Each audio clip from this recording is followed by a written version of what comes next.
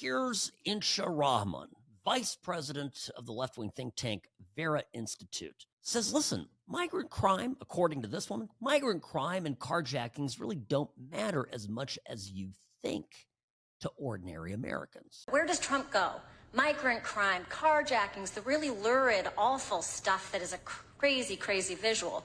Don't take the bait, because most Americans are more worried about how are we going to address mental health issues, the visible homelessness that we see on streets, and how do we deal with mental health and other issues that drive the sort of random incidents that scare all of us. That's what you should be talking about. That's where you should be focused. Don't take the bait in talking about migrant crime or carjackings or the things that actually don't matter to that many Americans. Imagine being this detached. I don't care if you live in Tulsa, Oklahoma, or Las Vegas, Nevada. If you live in Coeur d'Alene, Idaho, Dallas, Texas, small town, big town, red state, blue state, doesn't matter. You care about carjackings. You do not want to get carjacked. I just feel like I'm having to think like a crazy person to even get this point out, but it's nuts. And from this website of this woman's think tank, here's what they're about. Quote, Vera is committed to dismantling the current culture of policing and working towards solutions that defund police and shift power to communities. This is bananas stuff. It's absolute insanity. And it was followed up with today, a whack exchange on MSNBC Morning Joe with Chicago Mayor Brandon Johnson. Morning Joe, who is not a conservative guy, asks Mayor Brandon Johnson of Chicago, one of the crime capitals of the world right now, about if he could use 5,000 more cops. He asks this question 3 times, and look at how this went. Would you also like to get federal funding to help put 5,000 more cops on the street in Chicago? Would that help drive down crime?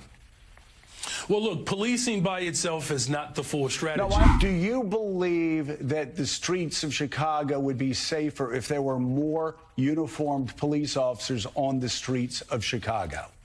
I believe the city of Chicago and cities across America would be safer if we actually had, affordable housing. Do you believe the streets of Chicago would be safer if you got all of those other extraordinary programs put back into place, if that's complemented by having 5,000 more cops on the streets of Chicago? I don't believe that we should narrow it down to just police officers, Joe, is what I'm saying. Would an additional 5,000 cops on the streets in Chicago help complement those programs to make Chicago safer? Look, we are working hard to make sure that our police department is fully supported.